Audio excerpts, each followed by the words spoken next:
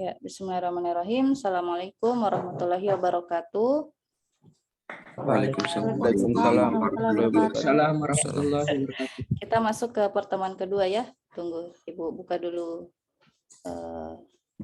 materinya.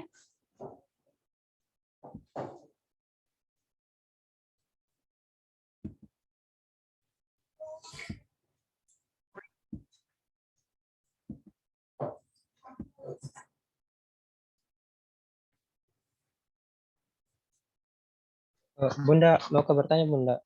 Ya. Siapa Yang nama? di kalam absen Ahmad Randy dari kelas A1. Oke. Ahmad, kenapa Dek? Absennya sudah bisa di kalam Bunda? Ya, sudah bisa. Tapi pertemuan 1 ya, pertemuan 2 coba dicek sudah Ibu buat atau belum? Pertemuan 2 yang Ibu ragu. Ya, belum deh. Belum kayaknya Bunda. Oh iya, pertemuan 2 yang belum ya. Jadi kemudian ada perubahan sedikit dari kalam, tidak bisa bikin absen pada hari yang sama. Jadi mungkin absen untuk pertemuan 2 ini besok baru bisa kita akses ya. Nanti saling mengingatkan saja di grup WA ya. Sebentar Ibu buatkan absennya untuk pertemuan 2.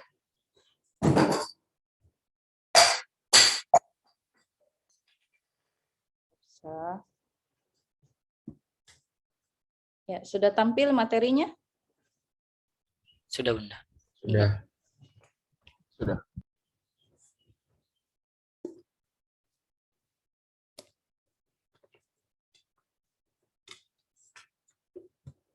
Ya. Oke, kita mulai. Bismillahirrahmanirrahim. Alhamdulillah, salatu wassalamu ala rasulillah ba'ad. Kita masuk materi ya pada hari ini. Sebelum Ibu lanjut, apakah adik-adik sekalian kelas A1 dan D1 sudah ada software atau tools DevC++ atau Genie di laptopnya masing-masing? Sudah ada Bunda, DevC++. Iya ada Bunda. Oh, ada Kalau ya? selain itu Bunda bisa Bunda? Boleh. Ada juga namanya apa itu? Visual Editor ya apakah? Boleh selain itu, yang penting bisa C++. Ada jadi? Ya, karena kita akan langsung praktek pada hari ini.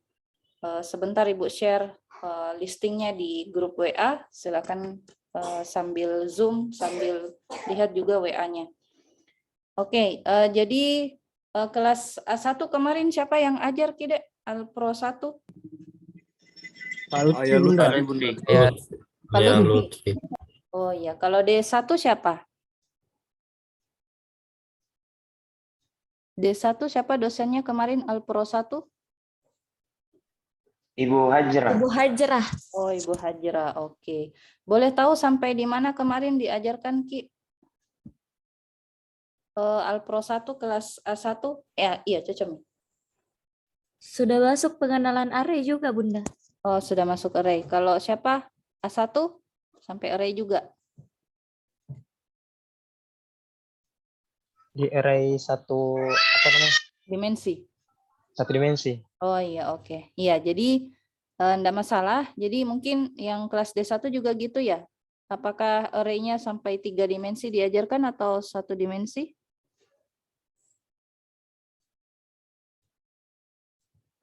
Baru masuk ke array Bunda. Kalau D1. Termasuk apa? Baru masuk ke array. Oh, baru Belum masuk. yang- Berarti 1 Iya. dimensi juga ya. Oke. Jadi Cocomi, jadi insya Allah tidak salah Ji kalau Ibu mulai materi Alpro 2 ini dengan pengenalan array, karena pada Alpro 1 kemarin sepertinya tidak begitu tuntas ya. Begitu juga dengan di kelasnya Ibu cuma sampai di array 1 dimensi, tidak sampai 2 dan seterusnya. Ya, tampil Ji PowerPoint-nya. Tampil Bunda. Oke. Ambil Bunda. Ya, jadi pengantar array ya. Ya, jadi ada yang masih ingat apa itu yang dimaksud dengan array? Sebut nama dan kelas.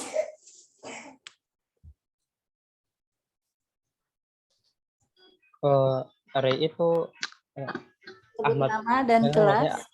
Ahmad Randy dari A1. Oke, tunggu, saya catat dulu. A1, Ahmad Riyandi.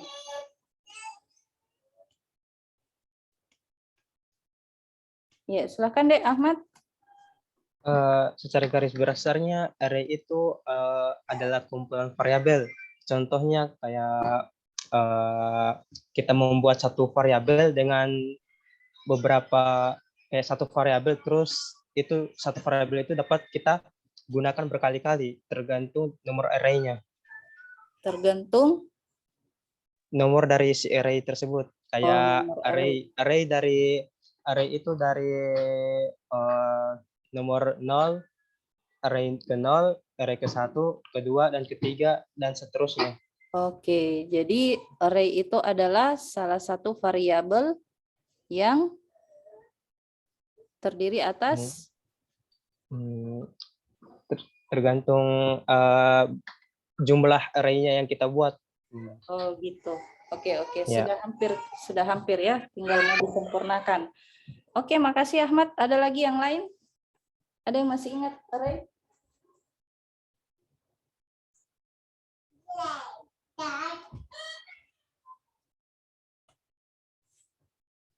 Tinggal mau disempurnakan tadi dari jawabannya si Ahmad. Ada yang mau sempurnakan? Sudah benar salah satu variabel yang Saya, Bunda. memiliki, ya siapa nama dan kelas? Nama saya Muhammad Mufli Anugrah dari kelas A1. Siapa? Nur? Mufli Anugrah dari kelas Mufli A1. Anugrah. Oke. Oke, Mufli, silakan deh. Array adalah sebuah struktur data yang terdiri atas banyak variabel dengan tipe data yang sama. Struktur data Struktur data yang terdiri atas banyak variabel dengan tipe data yang sama. terdiri atas banyak variabel.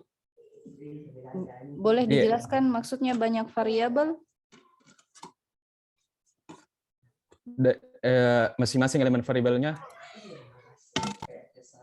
Masing-masing ada elemen variabelnya. Oh, itu yang kita maksud Iya. dengan variabel. Oke. Dengan tipe data? dengan tipe data yang sama. Oh, tipe data yang sama. Contohnya, Mufli? Contohnya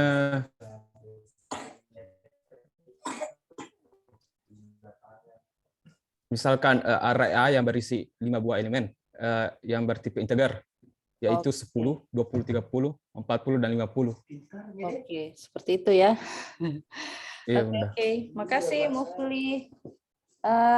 Ya, sudah benar ya jawabannya Mufli dan Ahmad juga disempurnakan oleh Mufli. Jadi array itu adalah kumpulan data ya. Jadi ini kita lihat di sini ada array dimensi 1. Ini adalah sekumpulan data. Sekumpulan berarti ada lebih dari satu data di dalamnya ya. Tapi bersifat opsional, boleh diisi atau boleh tidak. Yang jelas di dalamnya sudah kita pesankan dia tempat untuk masing-masing data tersebut. Ya, dengan syarat tipe data yang sama.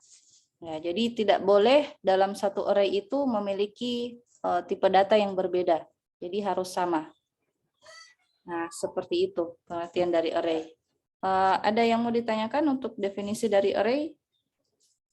Bisa dipahami ya, jadi sekumpulan data dengan tipe data yang sama.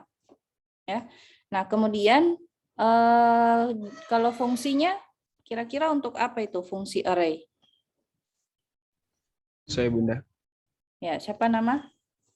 Afian Febrianto dari A1. Alfianto, tunggu saya cek dulu nama Kak. Afian Febrianto. Fungsinya itu untuk menyimpan sekumpulan data di dalam satu variabel. Menyimpan sekumpulan data dalam satu variabel. Variabel. Ya. Menyimpan ya, menyimpan untuk menyimpan apa? Menyimpan sekumpulan data. Iya, dengan satu variabel. Satu variabel atau nama yang sama. Ya? Iya. Iya, oke. Sudah benar ya, Afianto. Terima kasih. Jadi fungsi dari array itu untuk memberikan kita fasilitas agar dapat menyimpan suatu data seperti ini dengan nama variabel yang sama. Jadi untuk memanggil nanti sekumpulan data yang ada di dalam sini cukup menggunakan nama variabel yang sama. Yang berbeda itu adalah apanya tadi yang Ahmad bilang, nomornya ya. Ini kalau posisi Bunda. dalam array ini kita sebut sebagai apa? Sebagai Indeks. indeks ya. Jadi Indeks. ya Ahmad Riyandi, nomor dalam array itu kita sebut dia sebagai indeks. Ya, lain kali jangan bilang nomor ya, tapi indeksnya, urutannya, posisinya di dalam array. Nah, dalam array, struktur data array ini, indeksnya itu dimulai dari indeks keberapa tadi Ahmad bilang? Array ke 0. Ya, selalu dimulai dari 0, bukan dari 1, tapi dari 0, kemudian dilanjut 1, 2, 3, dan 4. Ya, jadi selalu dikurangi 1. Kalau 5 datanya, tapi dalam pemanggilan indeksnya itu dikurangi 1. Jadi kalau kita mau data berapa data kelima, maka indeksnya itu 5 kurang 1, berarti dia indeks keempat. Seperti itu. Ya. Nah, kemudian jadi dari pengertian fungsi dan indeksnya ini ternyata ada juga beberapa macam atau jenis dari array. Nah, itu bisa kita lihat di sini ada banyak macam jenisnya ya. Ada array berdimensi 1 secara horizontal seperti ini. Ada juga array berdimensi 1 yang secara vertikal seperti ini. Kemudian ada array berdimensi 2 yang kalau kita lihat bentuknya seperti tabel ya, terdiri atas beberapa baris dan beberapa kolom. Kemudian ada juga array dimensi 3. Nah, kalau dimensi 3 itu selain dia berbentuk tabel, dia juga berbentuk ruang ya. Artinya ada lagi di belakang dari tabel yang kita bikin paling depannya ini, seperti itu. Jadi inilah jenis array yang akan kita pelajari pada hari ini. Ada yang mau ditanyakan dari definisi, fungsi, indeks, dan jenisnya ini? Bisa dipahami? Bisa ya? Kita lanjut.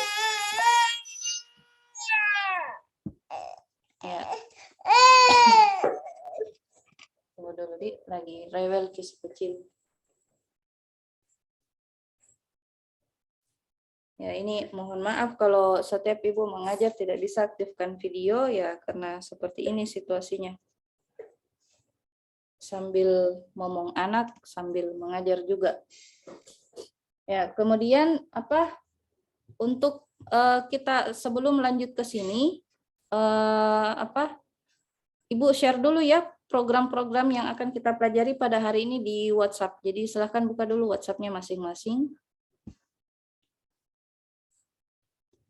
Ibu akan share programnya dulu.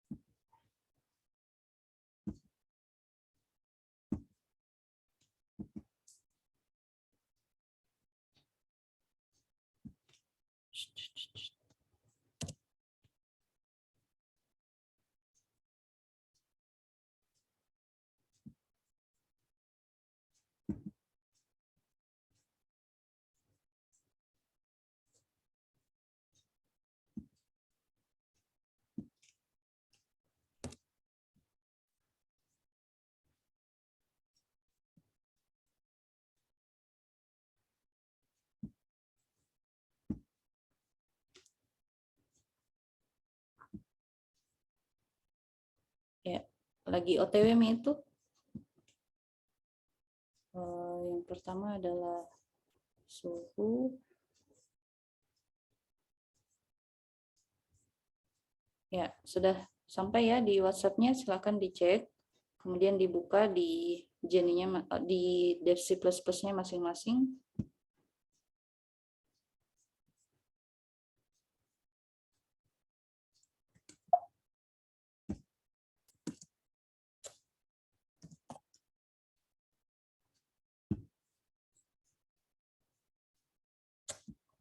suhu 2.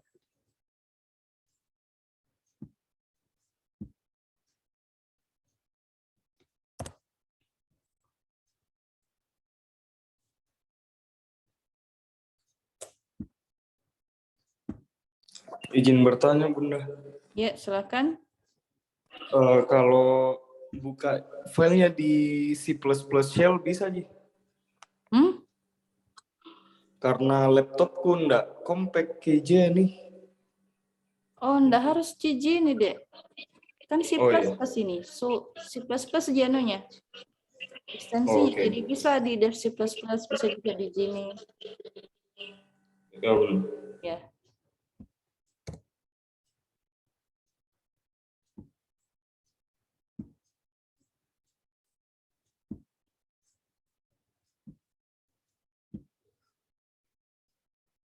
Hari terus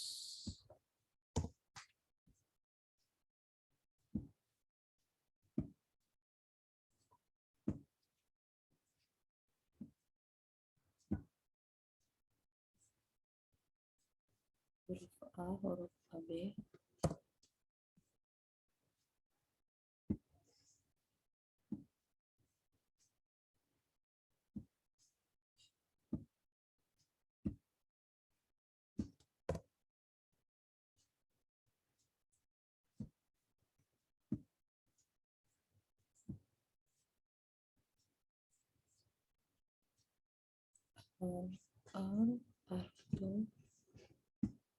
Udah banyak ya.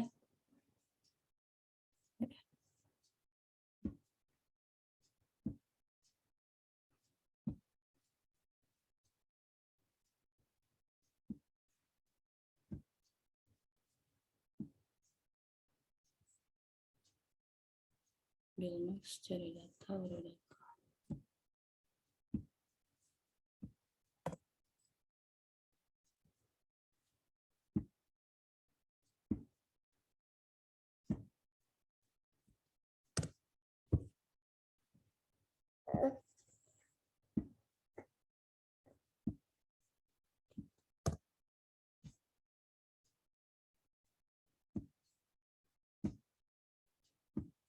Oke.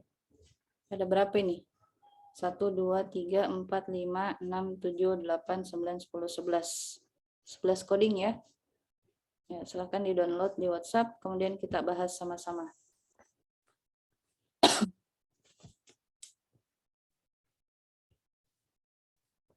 Share kembali. Ya, jadi array dimensi 1 yang program pertama yang akan kita pelajari itu adalah program suhu.c++,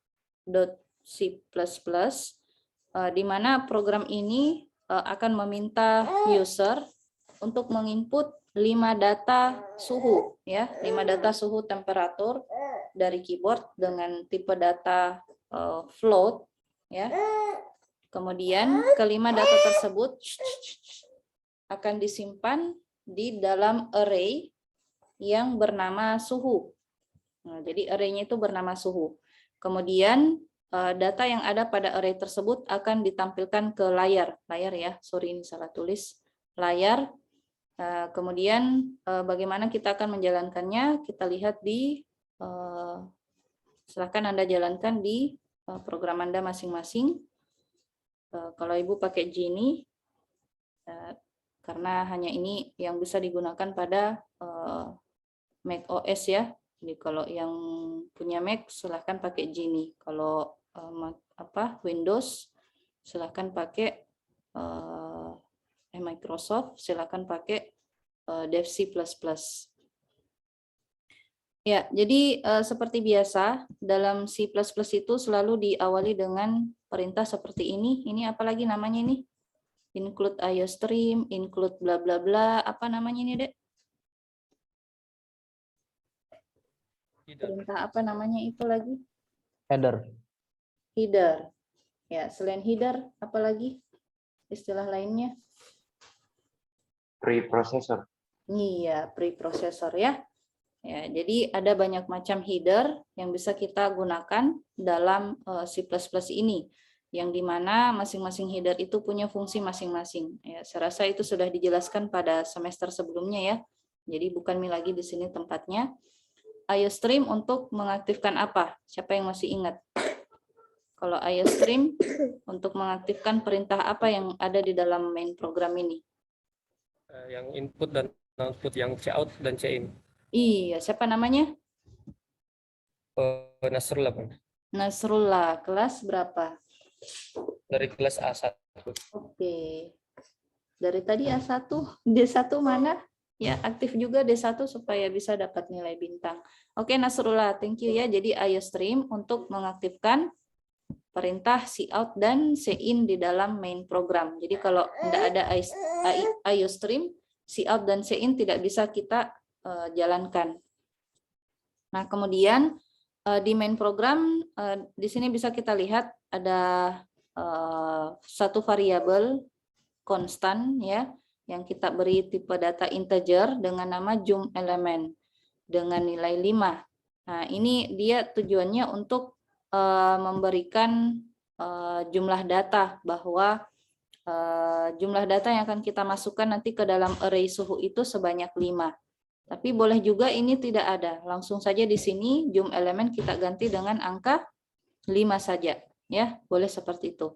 Ini boleh kalian gunakan seperti ini kalau kalian mau mengaktifkan fungsi inputan dalam variabel jum element ini. Artinya kita bisa membuat array secara dinamis. Ya, Anda mau berapa data yang akan diinput, itu tinggal kita buatkan fungsi inputan secara dinamis di dalam main program. Nah, kemudian ini array-nya itu adalah ini array suhu dengan tipe data float. Untuk satu dimensi, ciri-cirinya itu cuma satu kurung sikunya, ya, satu dimensi. Nah, kalau seperti itu clue-nya, berarti kalau 2 dimensi, berarti ada berapa kurung sikunya kalau 2 dimensi? Kalau 1 dimensi, dia kurung sikunya ada 1, itu clue-nya. Jadi kalau 2 dimensi ada berapa kurung sikunya? Ada 2, Bunda. Iya, ada 2. Jadi itunya aja yang membedakan. Jadi kalau cuma 1 kurung siku begini, berarti ini 1 dimensi. Kalau 2 ada lagi kurung siku berikutnya, nah berarti array-nya itu dalam bentuk 2 dimensi. Kalau ada lagi kurung siku, berarti array-nya 3 dimensi. Nah, seperti itu. Jadi itu di perbedaannya. Ya. Nah, ini adalah array 1 dimensi dengan nama suhu, kemudian berapa data yang kita mau inputkan ke dalamnya, tergantung dari variabel jum element yang kita masukkan di sini. Di sini 5, berarti di sini juga 5.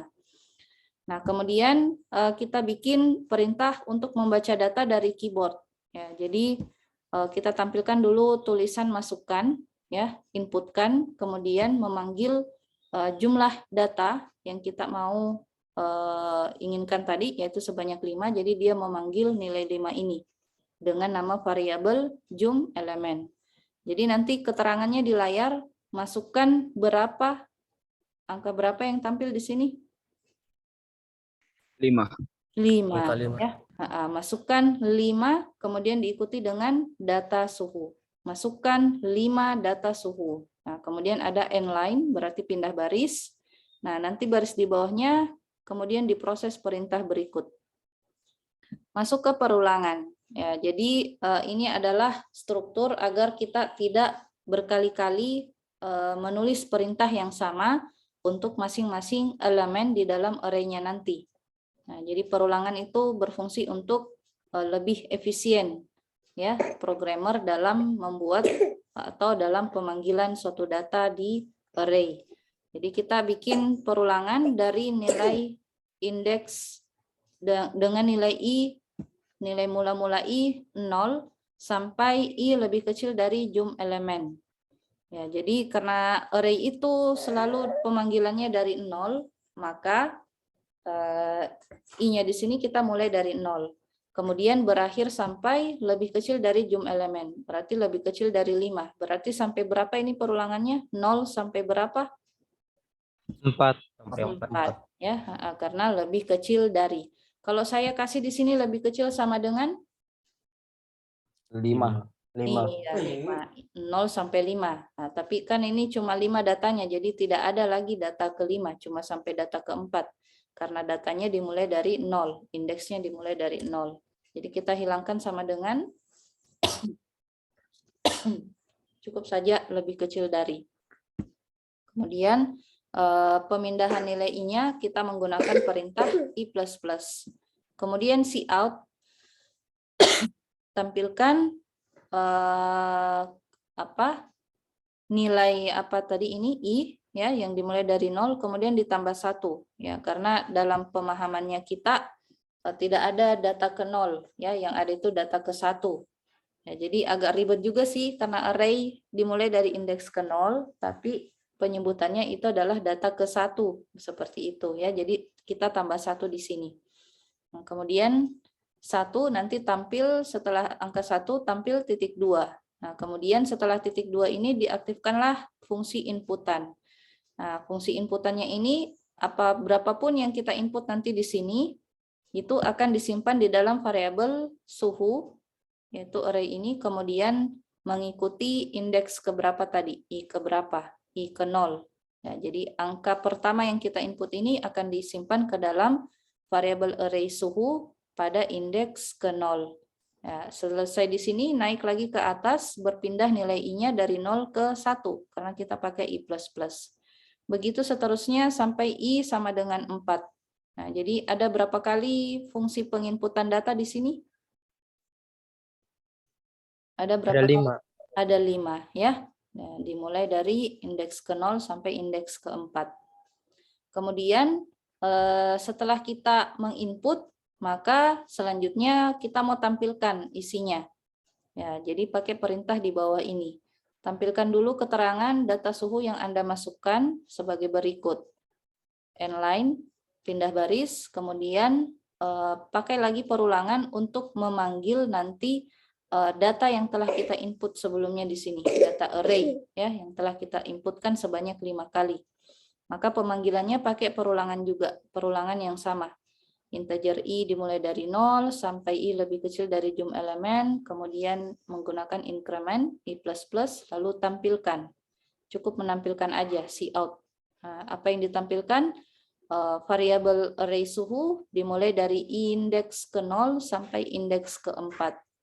Ini akan berulang sebanyak 5 kali juga dari I0 sampai I4. Nah, seperti ini ya listingnya. Kemudian silakan kita compile. Ya, di-compile dulu, baru build, kemudian di running. Ya, agak ribet kalau di Gini. Tidak sama kalau di C++ langsung aja. Nah, ini sudah tampil di command prompt-nya, Ibu. Iya, Bunda, Bunda. tampil. Oke, masukkan 5 data suhu. Jadi suhu yang pertama, tadi tipe datanya apa? Float ya. Jadi meskipun kita input di sini tidak pakai koma-koma, nanti pada penampilan datanya dia pakai float. Kita lihat aja ya. Misalnya kita input 10, lalu 20, 30, 40, 50. Oh, ternyata penampilannya seperti itu juga. Apa yang kita input di sini seperti itu juga yang tampil. Ya, saya lupa kalau yang pakai koma-koma itu nanti di program selanjutnya. Nanti dia tampil pakai koma-koma. Ya, seperti ini nanti tampilannya. Ini tadi yang fungsi inputan yang kita bikin pakai perulangan. Ini adalah fungsi untuk menampilkan data yang kita input tadi. Nah, jadi ini tadi data ke-1, indeks ke-0, data kedua, indeks ke-1, data ketiga, indeks kedua, dan seterusnya. Ada yang mau ditanyakan untuk program suhu? Jelas, Bun. Jelas ya, jadi seperti ini Ji. Untuk inisialisasi array dimensi 1, namanya dulu, lalu diikuti dengan jumlah elemen di dalam kurung siku. Nah, selanjutnya deklarasi array. Jadi seperti ini pendeklarasiannya. Penggambarannya seperti ini. Diawali dulu dengan tipe data, ya. Jadi float itu tipe data array-nya, kemudian suhu itu nama array-nya, ya. Kemudian 5 ini adalah jumlah elemen array yang kita inginkan. Nah, jadi seperti ini penggambarannya. Jadi ada satu baris seperti ini, kemudian indeksnya dimulai dari 0, 1, 2, 3, 4, Ini yang tadinya belum ada data sama sekali kita isi, tapi sudah kita pesankan tempat di dalam memori. Ya, jadi memori komputer sudah menyediakan tempat 5 data pada variabel array suhu ini. Jadi meskipun ada atau tidak ada isinya, dia sudah memakan memori di sini karena sudah memesan tempat, istilahnya seperti itu, ya. Nah, kemudian adapun cara mengakses elemen array seperti yang ada di codingan kita tadi, cukup dipanggil nama array-nya, kemudian diikuti dengan posisi indeksnya. Nah, jadi kalau ada 5, ya silahkan diinput nilai indeksnya mulai dari 0 sampai 4. Ya, begitu seterusnya dengan jumlah data yang tidak terhingga. Ya. Nah, kemudian adapun untuk contoh program melakukan pemrosesan terhadap pengaksesan elemen array ini bisa kita lihat di suhu2.cpp. Nah, seperti ini. Jadi selain kita membaca data dari keyboard atau melakukan fungsi inputan, bisa juga kita melakukan serangkaian proses untuk data yang kita input tadi. Contohnya di sini dia mau hitung nilai rata-ratanya. Kemudian setelah dihitung rata-ratanya, dia tampilkan dulu isi elemennya, kemudian dia total key. Nah, setelah itu enggak tampilkan. Di sini dia hanya untuk melakukan proses penjumlahan nilai suhu yang kita input tadi, mulai dari suhu indeks ke-0 sampai suhu ke-4. Kemudian disimpan dalam variabel total. Nah, kemudian variabel total ini akan kita proses lagi di dalam rumus rata-rata ini. Jadi rata-rata sama dengan total dibagi jumlah elemennya, yaitu berapa tadi? 5. Jadi karena total ini melakukan perulangan sebanyak 5 kali, jadi totalnya sudah kita jumlahkan nilai suhunya sudah kita tambahkan sebanyak 5 kali, sesuai dengan yang diinput dari sini tadi.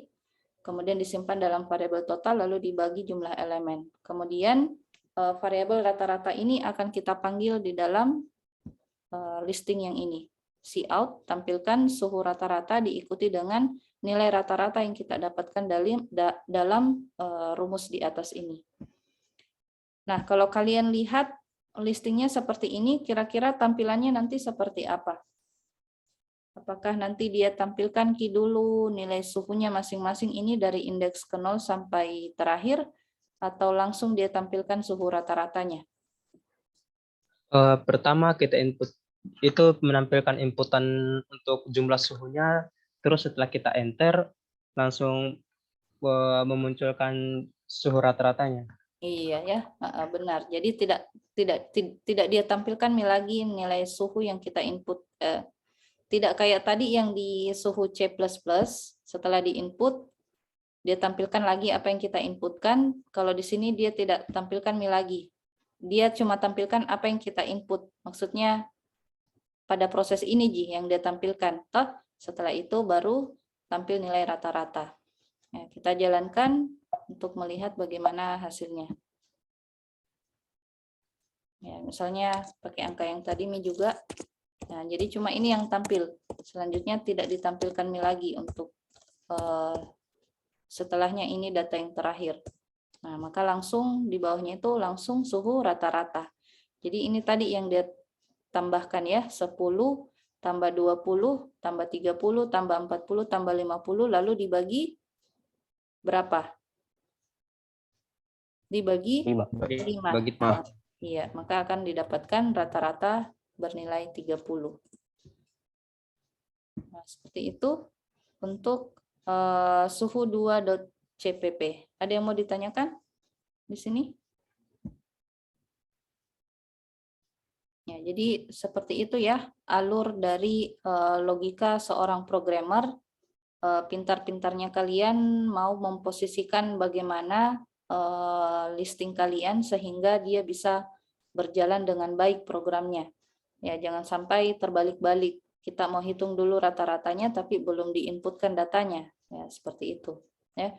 Nah, selanjutnya itu cara untuk mengakses elemen array. Jadi adanya di dalam sini. ya, kita akses datanya dengan menggunakan perulangan.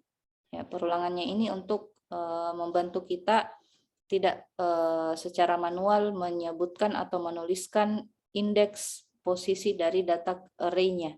Ya, tinggal pakai perulangan seperti ini baru kita panggil ini di dalam sini. Nah, kemudian ini ada yang unik ya, total plus sama dengan suhu.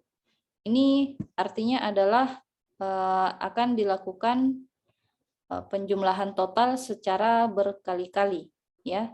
Jadi asalnya ini dia adalah total sama dengan total tambah suhu. Tapi penulisannya bisa secara ringkas seperti ini. Nah, jadi asalnya itu dia seperti ini. Saya kira mungkin sudah pernah diajari ya.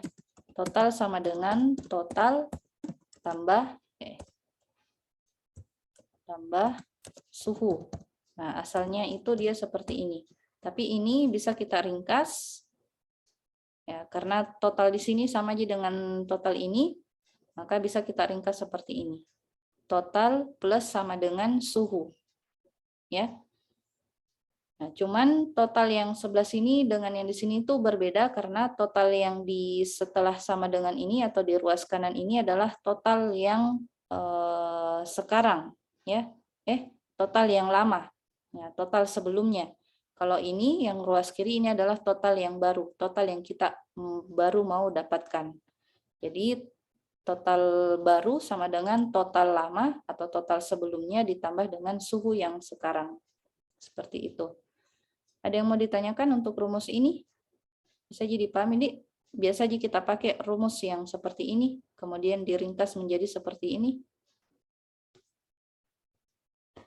Udah biasa ya? Enggak bingung nih lagi? Halo?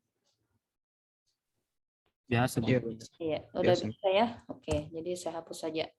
Oke, selanjutnya ada yang mau ditanyakan untuk pengaksesan elemen array? Saya kira tidak ada masalah ya. Nah, selanjutnya pemberian nilai awal. Ya, pemberian nilai awal terhadap array. Ya, jadi pemberian nilai terhadap array ini bisa kita lakukan secara dua cara, bisa secara dinamis, bisa juga secara statis. Nah, kalau yang Ibu kasihkan contoh ini namanya secara apa? Statis atau dinamis? Statis. Paham Jiki pengertiannya statis dan dinamis? Oh ya, Alif. Alif jawab kelas berapa, Alif? A1, Bunda. A1, oke. Alif, kenapa bilang ini statis? Apa alasannya?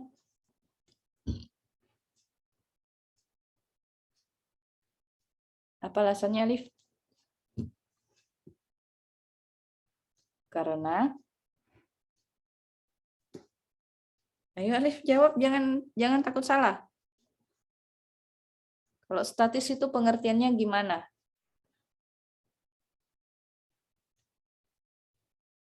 Halo Alif.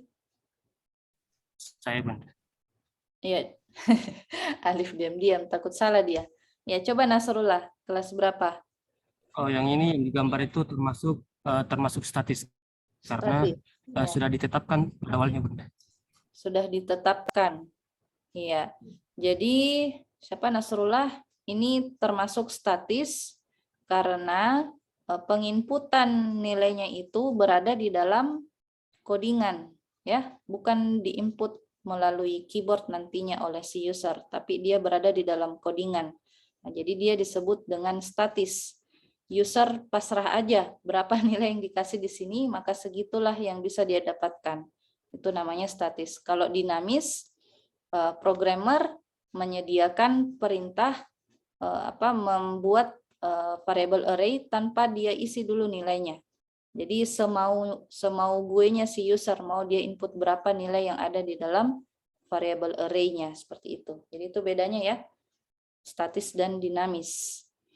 Nah, misalnya di sini ada array jum hari, jumlah elemennya ada 12, kita isi nilainya karena ini adalah jumlah hari, jadi kita mengikuti jumlah hari tiap bulannya dari bulan 1, bulan 2, bulan 3 sampai bulan 12. Ya, yang seperti biasa kita dapatkan di kalender. Nah, kemudian nanti pengaksesannya tinggal disebutkan aja indeks keberapa ya atau bulan keberapa. Nah, cuman kalau di mata manusia kan tidak ada bulan ke-0 ya. Nah, jadi lagi-lagi untuk penyebutan secara usernya, secara yang dilihat user, ini kita sebut dia sebagai data ke-1. Tapi indeksnya dia ke-0. Ini data kedua, indeks 1. Data ketiga, indeks kedua. Jadi jumlah datanya itu untuk posisi indeksnya kita kurangi 1. Jadi berapa jumlah datanya, posisi indeksnya kita kurangi 1 supaya mudahnya ya. Adapun contoh programnya bisa kita lihat di jhari.cpp. Nah, seperti ini. Ya, untuk untuk variabelnya, variabel array jumhari, kemudian jumlah elemennya. Untuk pengisian datanya itu kita ikuti dengan tanda sama dengan, lalu diikuti dengan kurung kurawal. Ya, jadi bukan kurung biasa, tapi kurung kurawal. Ini boleh di satu baris ditulis. Ya. Kemudian untuk menampilkan isinya, ya, kita gunakan lagi perintah perulangan supaya tidak 12 kali kita bikin beginian. Cukup pakai satu baris perulangan. Dimulai dari indeks ke-0 sampai indeksnya lebih kecil dari 12. Kemudian tampilkan jumhari.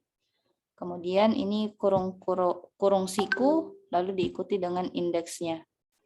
Jumhari indeks berarti dia 0. Jumhari 0. Ya, sama dengan memanggil variabel jumhari dengan posisi indeks ke-0.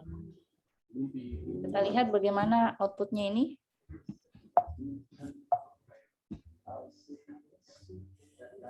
Ya, jadi seperti ini. Jumhari 0, ya jadi ini agak rancu ya di bagian sininya. Harusnya dia menampilkan bulan ya, bulan keberapa. Jadi supaya dia tidak mulai dari 0, kita harus apakan dia? Tambah 1 Iya, tambah 1 di mana? di dalam array-nya. Array di mana? I tambah 1. I tambah 1 jumlah hari dalam kurung siku I tambah 1. Iya, I tambah 1. Seperti ini ya. Kita coba. Kita compile dulu. Kemudian. Nah, baru berubah ya. Jadi jumhari bulan ke-1 isinya 31.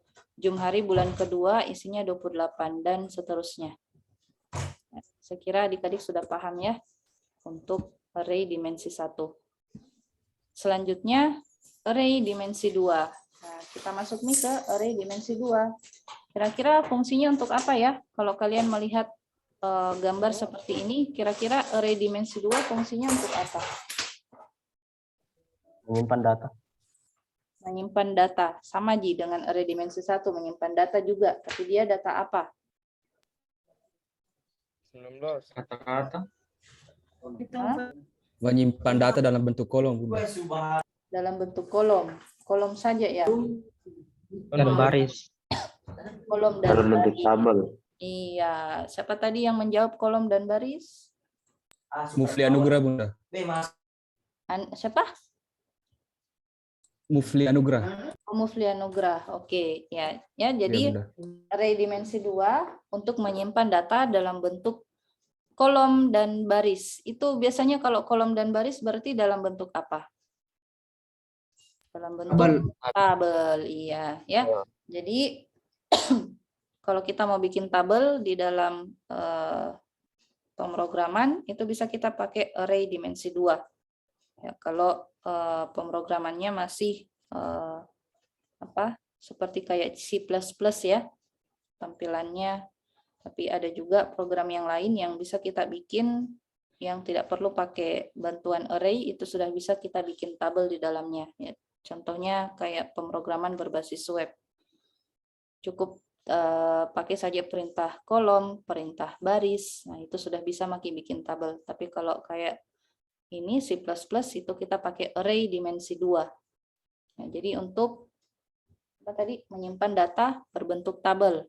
Nah, misalnya ini ada tabel data kelulusan di mana ada isinya itu ada 3 baris yaitu masing-masing jurusan. Kemudian ada 4 kolom untuk isian datanya masing-masing jurusan ini. Nah, jadi kira-kira gimana ya cara bikin array-nya ini kalau seperti ini? Nah, itu kita lihat dulu strukturnya seperti ini.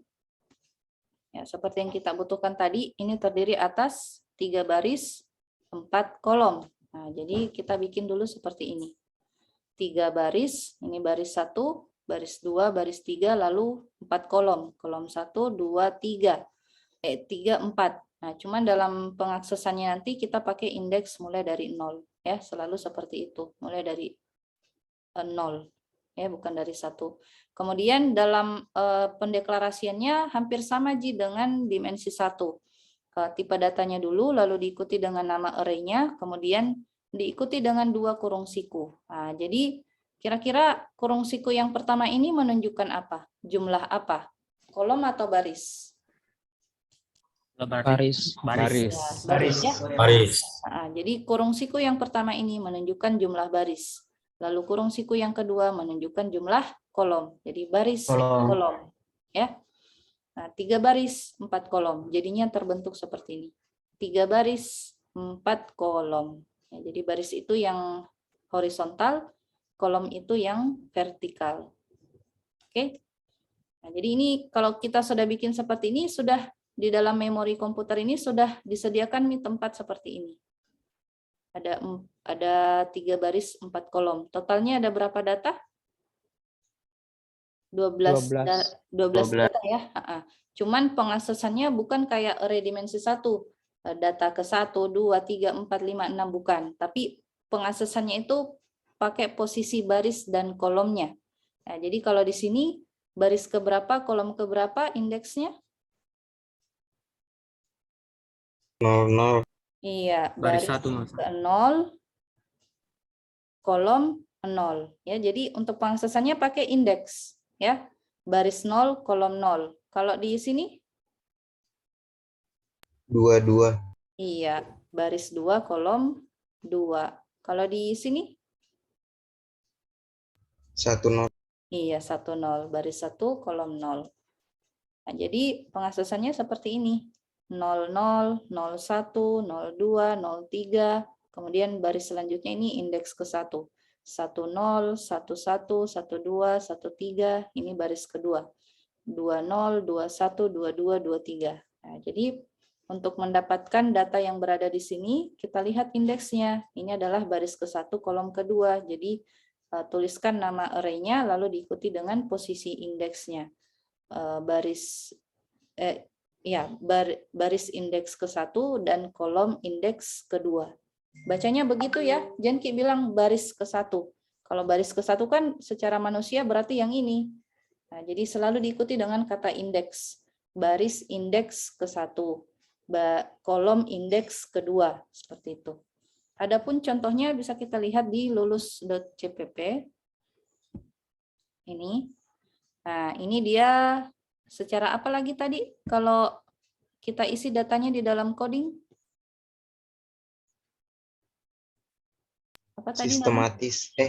Statis. Statis. Iya, statis ya. Bukan sistematis, statis. Nah, jadi kita sudah tetapkan datanya di dalam coding. Ya, bukan user yang input tapi programmernya. Nah, jadi data lulusan ke berapa ini? Baris indeks ke 0 dan kolom indeks ke 0 isinya 35. Itu berdasarkan yang sebelumnya tadi ini. Nah, ini isinya 75 tapi di situ berbeda ya. Harusnya 75. Ini harusnya 75. Sorry kalau agak berbeda. Nah, jadi itu untuk data jurusan TI pada tahun 2012. Ya, kita ganti deh jadi 75 supaya kalian nggak bingung-bingung. Nah, terus selanjutnya 85, baru 80. Atau enggak masalah gini, biar begini daripada habis waktu untuk menggantinya ini. Jadi ini penjelasannya. Data untuk jurusan TI tahun 2012 sampai 2015. Nah, jadi ini sama baris ya, posisinya sama baris indeks ke 0, kolomnya yang berbeda. Kolom indeks ke 0, 1, 2, dan 3. Jadi ini, dan ini. Terus ini baris indeks ke-1. Baris indeks ke-1 isinya ini. Dari sini sampai sini. Ya, baris indeks ke-1. 100, 110, 70, 10. Ya, berbeda. Terus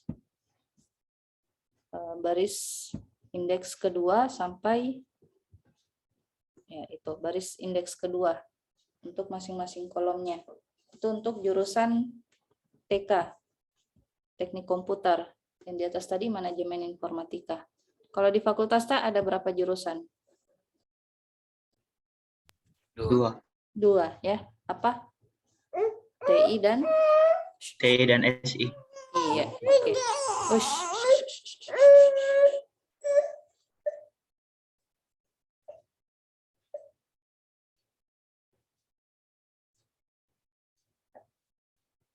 Ya, selanjutnya untuk apa itu?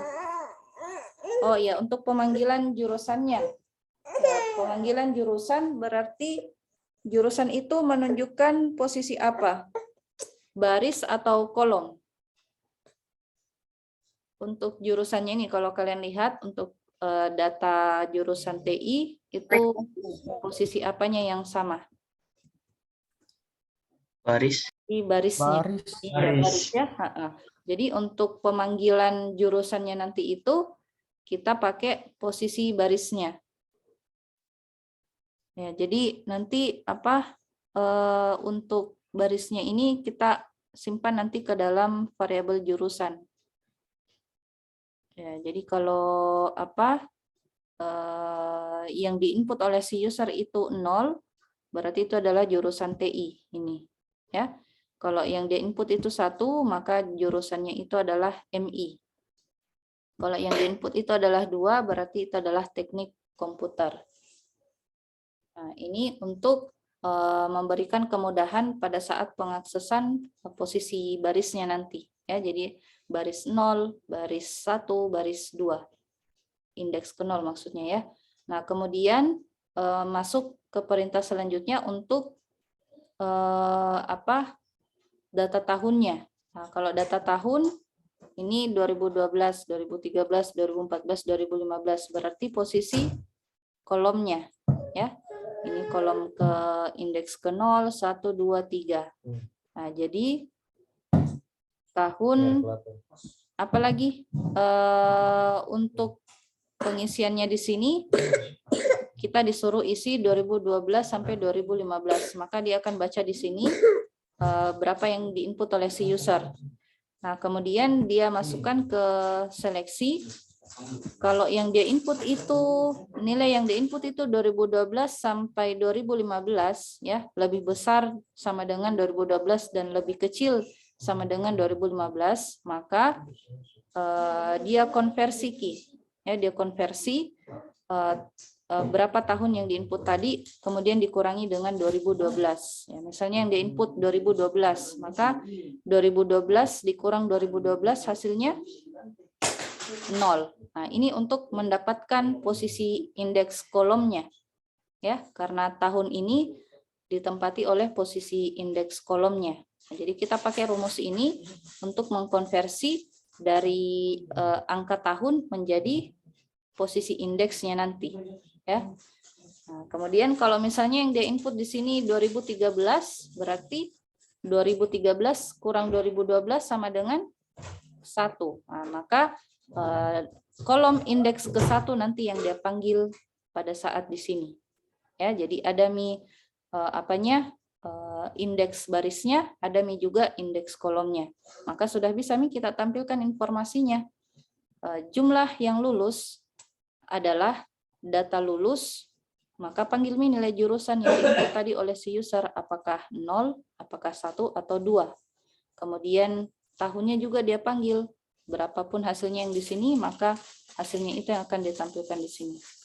Nah, pertanyaannya, kalau yang diinput oleh si user itu bukan di antara 2012 sampai 2015, atau selain dari range tahun ini, kira-kira apa yang tampil?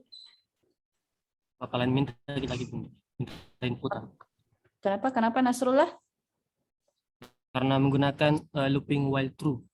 Iya, while true. Jadi kenapa Ki kalau selain tahun ini? Jadi kalau false maka kembali lagi ke while-nya.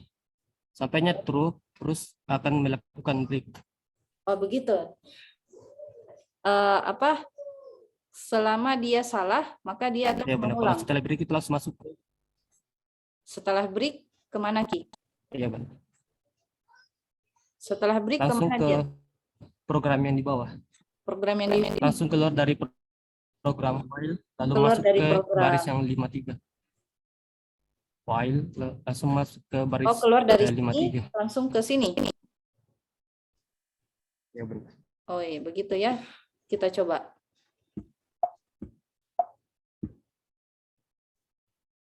Nah, misalnya yang kita input 1. Kita coba yang benarnya dulu ya. 2013. Oke, tampil.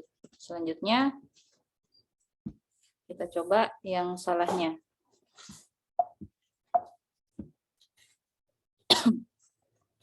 Ini yang benar dulu jurusannya. Terus yang salahnya itu tahunnya. Misalnya 2000. Iya ya, jadi sudah benar Nasrullah. Dia akan mengulang-ulang terus yang ini sampai dia mendapatkan yang benar. Ya. Wow, coklat.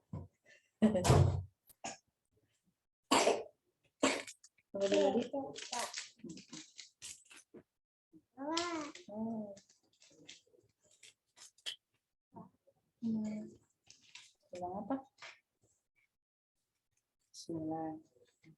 Oke, jadi dia akan mengulang terus sampai mendapatkan data yang benar. Nah, seperti itu. Kita coba lagi yang benarnya. Nah, baru dia tampilkan. Nah, sekarang kita mau coba kalau jurusannya yang salah. Nah, kalau jurusannya yang salah, bagaimana? Sama juga dengan yang tahun tadi ya? Sama juga Bunda. Iya. Kita coba. Nah, misalnya 3. Nah, disuruh lagi ulang. 6. Ulang lagi. Begitu. Jadi seperti itu fungsi dari struktur perulangan while true. Jadi kita perulangannya itu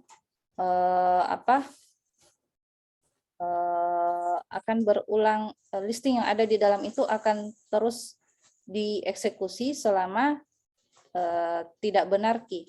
Tapi kalau benar yang kita input maka berhenti perulangannya, lanjut ke listing berikutnya. Seperti itu.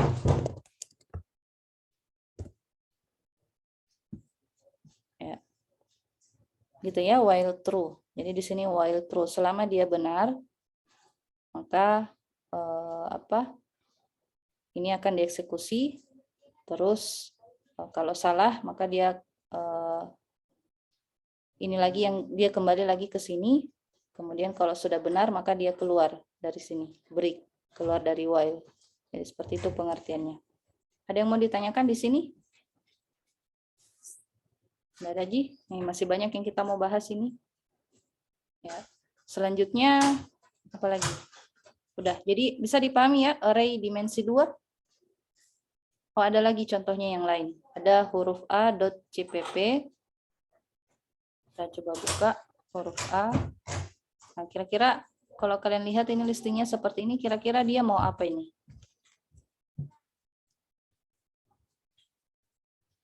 Kalau sudah ada yang jalankan ini huruf A.cpp di Dev C++? Sudah ada yang jalankan? Udah Bunda, membentuk huruf A. Membentuk huruf A. Itu huruf A-nya dia pakai tanda apa di angka satunya ini?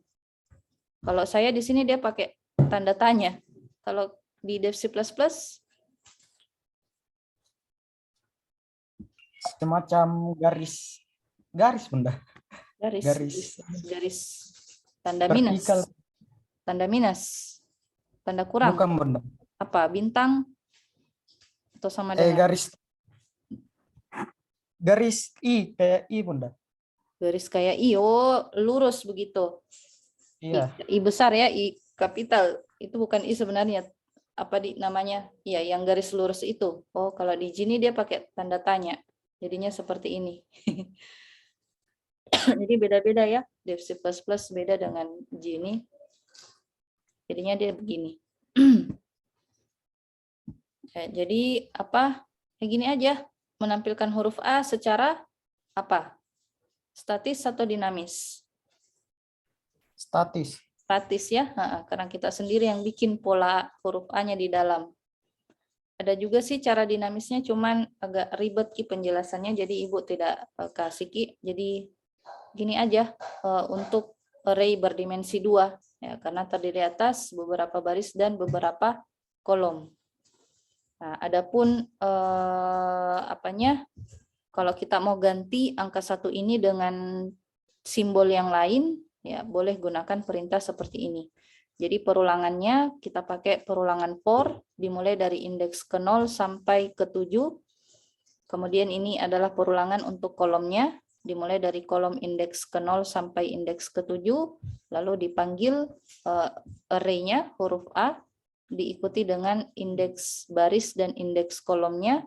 Kemudian apabila sama dengan 1, nah ini dia baca di sini ya. Dia mulai pembacaannya dia mulai dari sini. Baris 0, baris indeks ke 0, kolom indeks ke 0. Kemudian setelah selesai di sini dia baca, dia pindah ke sini. Nah, setelah selesai baris 1, maka dia pindah ke baris kedua. Jadi perulangan yang di dalam dulu yang diselesaikan. Ini adalah kolom ya. Jadi pindah kolom dulu. Nah, selesai kolom terakhir baru pindah baris. Maka pindah ke baris berikutnya. Indeks ke 1. Seperti itu. Nah, kemudian ini kalau dia baca dari sini, kalau sama dengan 1, ini tidak sama ya. Tidak sama dengan 1, maka bukan statement ini yang dieksekusi, tapi yang else-nya. Yaitu mencetak spasi. Kalau di Dev C++ sama ya, spasi juga. Nah, kemudian kalau dia sama dengan 1, kalau dia berada di sini sama dengan 1, maka yang dia cetak tanda tanya. Setelah selesai dari sini, maka dia ke sini.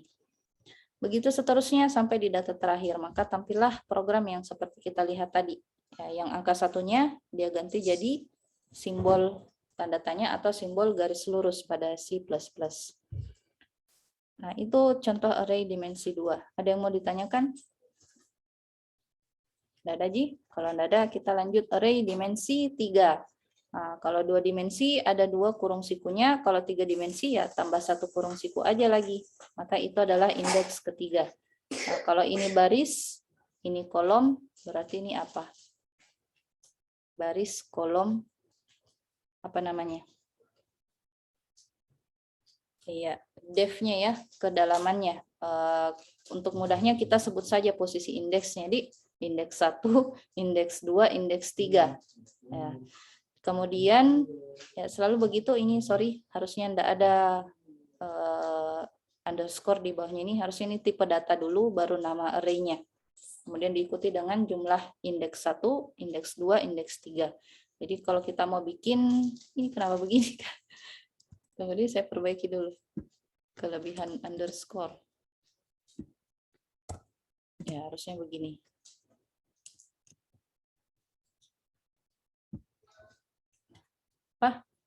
Integer, tipe datanya integer. Jadi data yang akan kita inputkan ke dalam array dimensi 3 ini tipe datanya integer. Nama array-nya adalah huruf, diikuti dengan jumlah elemen masing-masing indeks.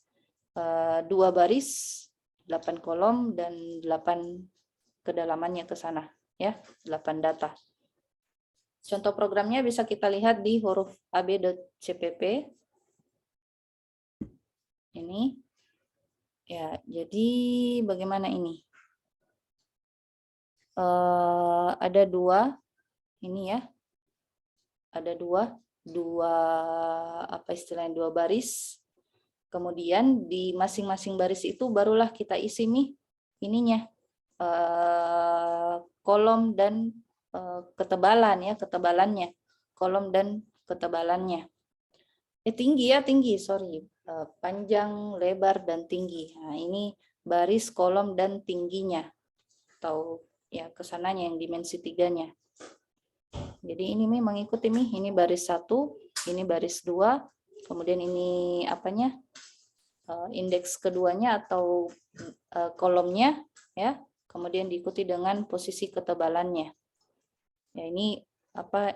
Kenapa dia 8? Karena 8 ini ya, 8 kolom, 1 2 3. Ya, ini gampang jika karena sama-sama kolom dan ketebalannya. Bagaimana kalau berbeda? Ya, silakan coba ya di tempat masing-masing bagaimana modelnya ini kalau berbeda. Yang mana kolom di sini disebutkan yang indeks keduanya, yang ini kah atau yang ini? Begitu juga dengan ketebalan, yang mana yang dia maksud, yang di sini atau yang di sini, ya. Adapun pemanggilannya bisa kita lihat seperti ini, sama aja dengan indeks array dimensi 2, tinggal ditambah lagi perulangan yang ketiga untuk tanya. Jadi ini indeks 1, indeks 2, indeks ketiga. Pemanggilannya juga seperti itu, sama aja. Ya, seperti itu. Kita coba ya, kita jalankan.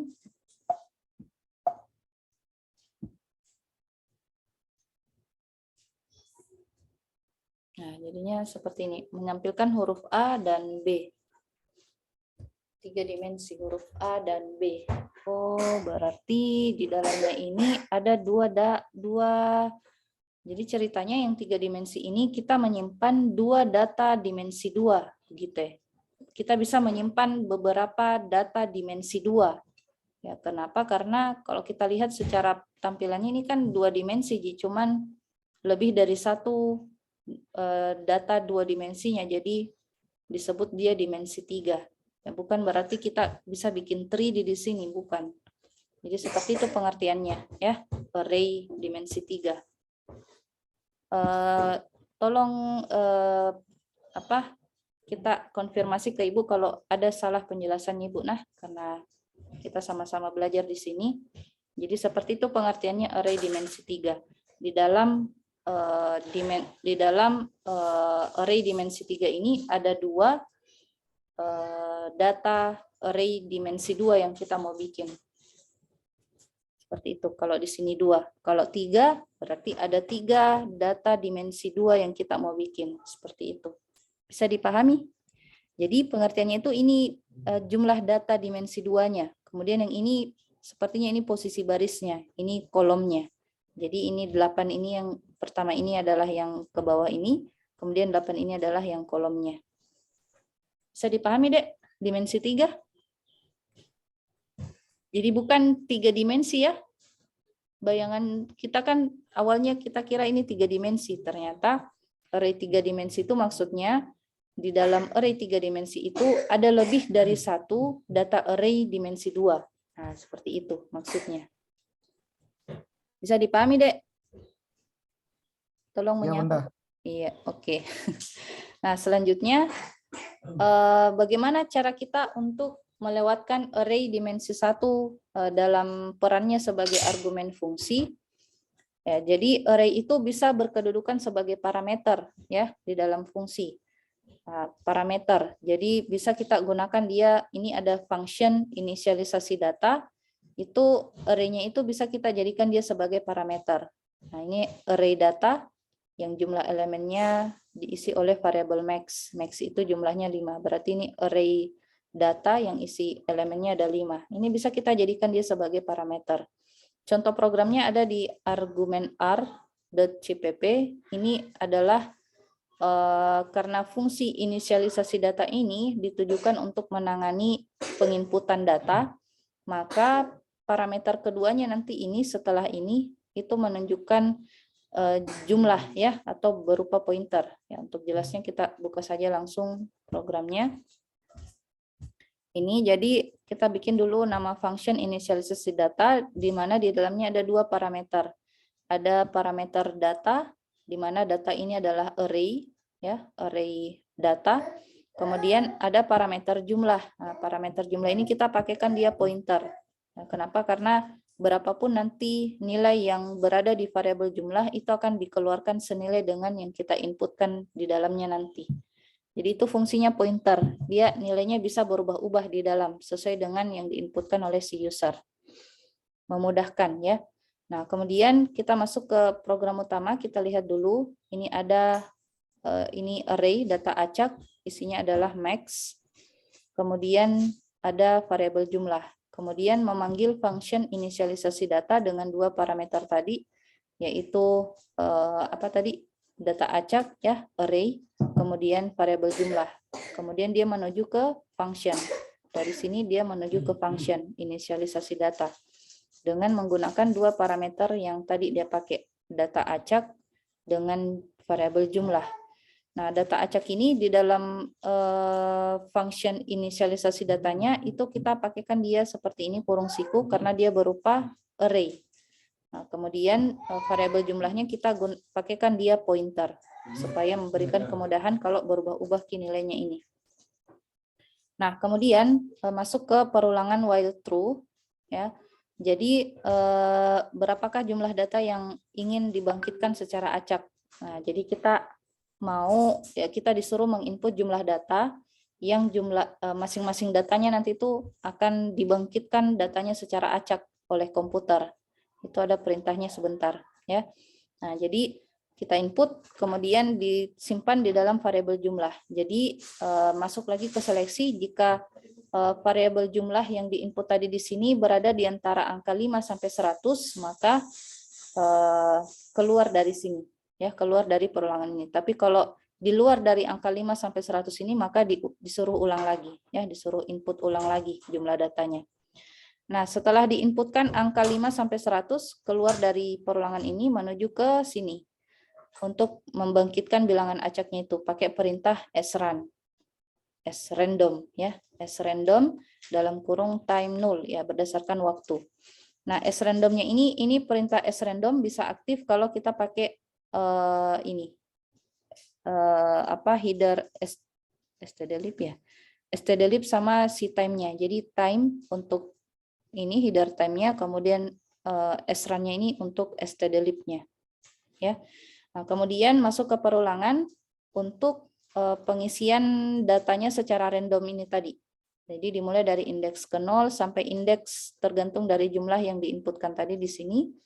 Kemudian diisikan datanya ke dalam variabel array tadi, yaitu data, dimulai dari indeks ke 0, kemudian datanya nilai data randomnya itu kita panggil dengan seperti ini, random, buka kurung, tutup kurung, kemudian ya diikuti dengan %101 titik koma. Ya, seperti ini perintahnya ya untuk membangkitkan bilangan acak 0 sampai 100. Ya, jadi ini 101 untuk membatasinya sampai 100. Nah, selesai di sini, ini akan berulang sampai jumlah data yang terakhir. Setelah itu keluar dari function ini menuju ke sini lagi, main program. Untuk menampilkan elemen array-nya. Jadi isi array titik 2, dia panggil lagi dari indeks ke 0 sampai data yang terakhir, kemudian memanggil data acak yang kita dapatkan tadi di sini di function inisialisasi data, kemudian seperti itulah yang akan ditampilkan. Kita lihat ya bagaimana hasilnya. Jadi tidak ada yang kita input di sini, cuma berapa jumlah datanya, misalnya 10. Nah, maka dia akan menampilkan isi array secara random. Ini komputer yang berikan nilai ya, yang ini pakai perintah srandom sama random tadi. Yang dimana nilainya 0 sampai 100, tidak keluar dari 0 sampai 100. Ya, seperti itu contoh melewatkan array dimensi 1 sebagai argumen fungsi. Ada yang mau ditanyakan? Jadi ini maksudnya dia. Jadi array ini bisa kita jadikan dia sebagai parameter di dalam fungsi. Nah, selanjutnya melewatkan array dimensi 2 sebagai argumen fungsi sama aja, tinggal ditambahkan aja kurung sikunya ya. Yang kurung siku pertama menunjukkan indeks baris, ini indeks kolom. Boleh juga salah satunya. Ya, boleh baris saja, boleh kolom saja. Seperti itu. Itu bisa kalian lihat di argumen R yang kedua .cpp. Nah, ini kalau kita lihat kalau array dimensi 2 itu berarti dia matriks ya. Nah, jadi kalau kalian lihat ada variabel matriks itu di mana-mana dia selalu pakai array dimensi 2 strukturnya. Baris dan kolom, jumlah baris dan jumlah kolomnya. Jadi pemanggilannya dia seperti ini. Kita butuh 2 variabel, jum baris dan jum kolom. Kemudian ini function isi matriks menggunakan 3 parameter. Parameter pertama itu array 2 dimensinya. Kemudian parameter kedua itu jumlah baris dan parameter ketiga jum kolomnya. Kita lihat di sini, ini function isi matriksnya. Ini dia pakai salah satu untuk kolomnya. Kemudian untuk jumlah baris dan jumlah kolomnya dia pakai pointer karena jumlah baris dan jumlah kolom itu kita pakaikan dia fungsi inputan. Jadi dia dinamis. Nah, kemudian yang kita disuruh isi itu adalah jumlah baris dan jumlah kolom. Ya, jadi pastikan tidak melebihi 5. Kemudian ya kenapa di sini 5? Sebentar kita lihat bagaimana kalau dia lebih dari 5 kita isi ya. Kemudian kita disuruh input jumlah baris disimpan dalam variabel baris, jumlah kolom disimpan dalam variabel kolom. Kemudian masuk ke 2 perulangan. Perulangan bersarang ya maksudnya. Ini perulangan pertama untuk posisi baris, perulangan kedua untuk kolom. Masukkan Miki elemennya untuk elemen indeks pertama dan baris indeks keberapa dan kolom indeks keberapa. Itu nanti disimpan ke dalam array matrix diikuti dengan posisi indeks barisnya dan posisi indeks kolomnya. Ya, begitu seterusnya sampai terakhir, baris terakhir dan kolom terakhir kita isi elemennya, kemudian keluar dari function ini menuju ke main program untuk ditampilkan isi matriksnya. Nah, matriks yang terbentuk itu ini akan dia akan membuat matriks ya. Kemudian isinya itu kita tentukan key bagaimana bagaimana tampilannya. Nah, tampilannya itu dia pakai begini. Set iOS flex itu nanti tampilannya dalam bentuk matriks ya. Nah, kemudian untuk masing-masing baris dan kolomnya ini ditetapkan bahwa setway itu kemarin setway itu adalah apalagi di pengertiannya kalau tidak salah ya, kalau tidak salah setway itu lebar itunya kalau bukan jumlah karakternya di dalam. Kalau set presisi itu jumlah angka yang kita mau tampilkan key di masing-masing elemen matriksnya. Jadi kalau kita tulis 5 di sini, maka berapapun yang diinput tadi, karena dia float, maka kalau kita input 10, maka ada 5 digit nanti, 10,000, seperti itu. Kalau setway, Ibu lupa apa pengertian ini. Ya, silakan kalian cari apa fungsi dari setway ini.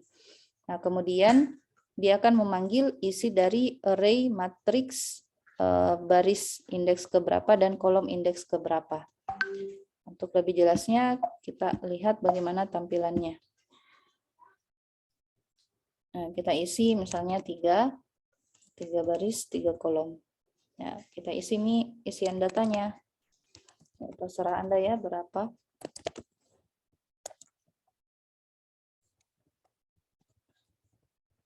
Nah, maka akan tampil seperti ini.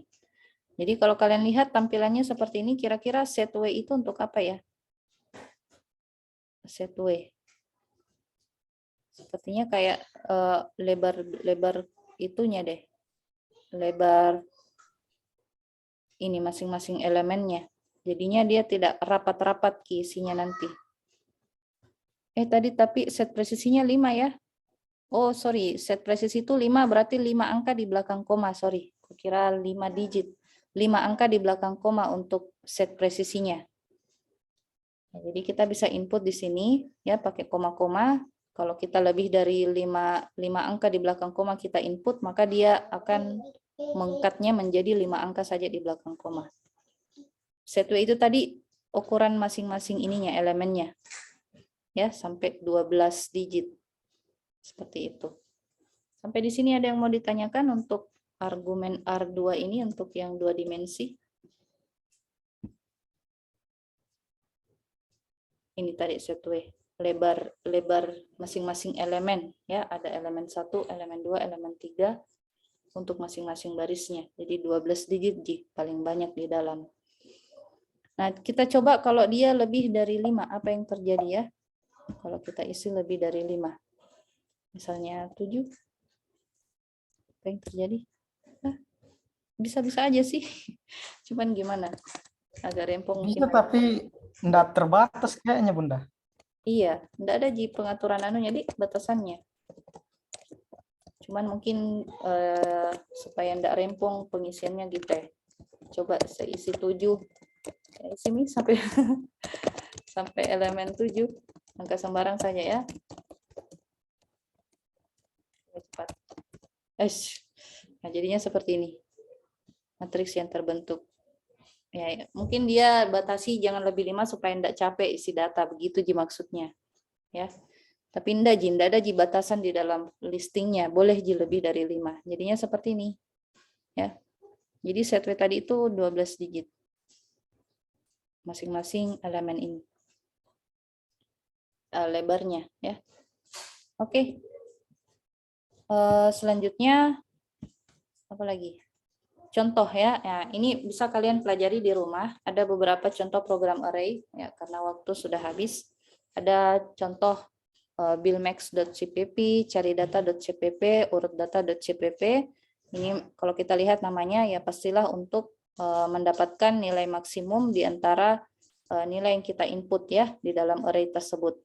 Cari data fungsinya untuk mencari elemen yang cocok sesuai yang kita inputkan di dalam data array-nya. Kemudian urut data ini dia pakai bubble sort, dia mengurutkan dari yang terkecil ke terbesar. Itu silahkan dicoba di rumah masing-masing ya. Ibu sudah share listingnya, silahkan Anda pelajari.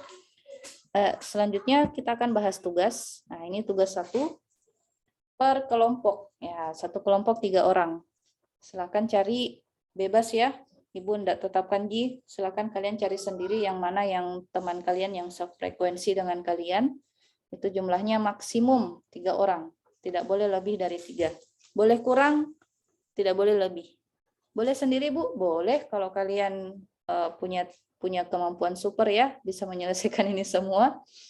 Tapi untuk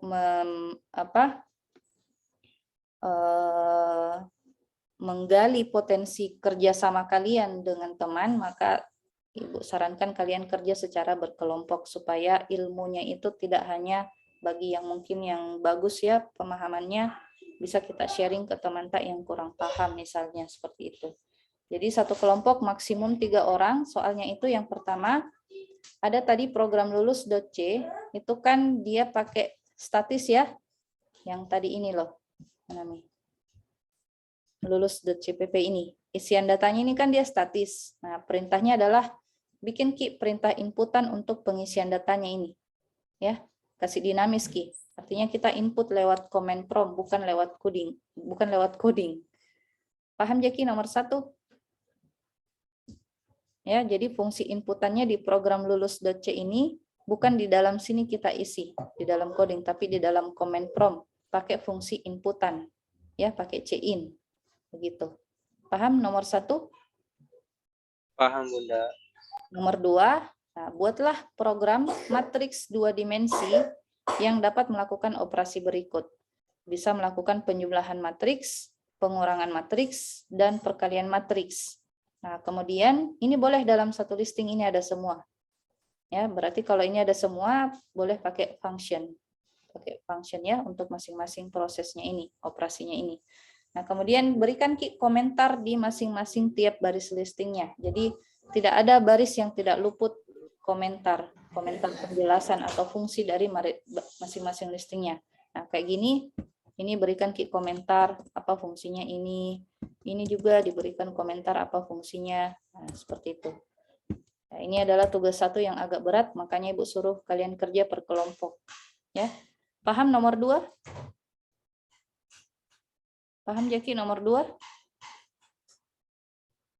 Program matriks 2 dimensi, berarti kita pakai array 2 dimensi.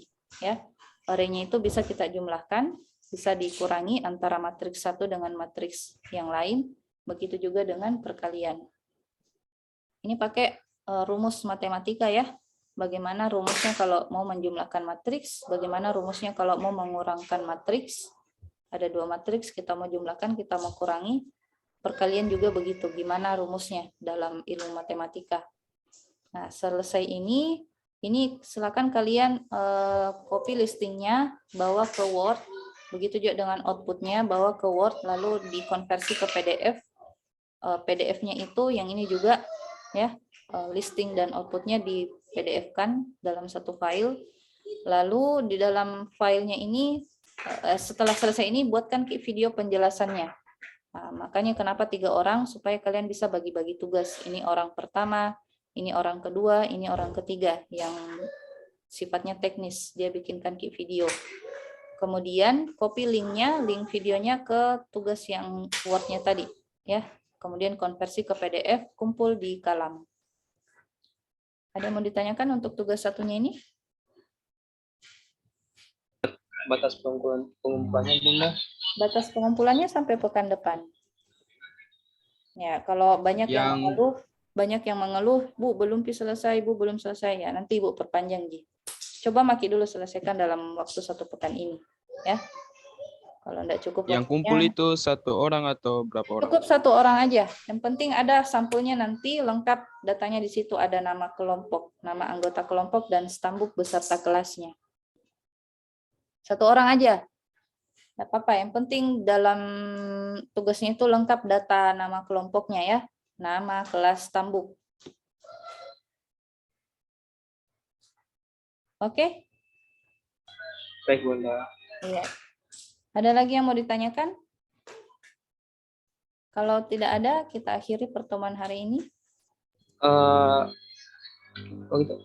PDF-nya ini Bunda di-share di Kalam atau di-share langsung ke grup Bunda? Di Kalam lah. Kalam, kumpul di Kalam. Di pertemuan kedua, karena ini pertemuan kedua. Tapi Ibu belum bikin tempat kumpulnya. Sebentar Ibu bikin, insya Allah. Di Kalam ya.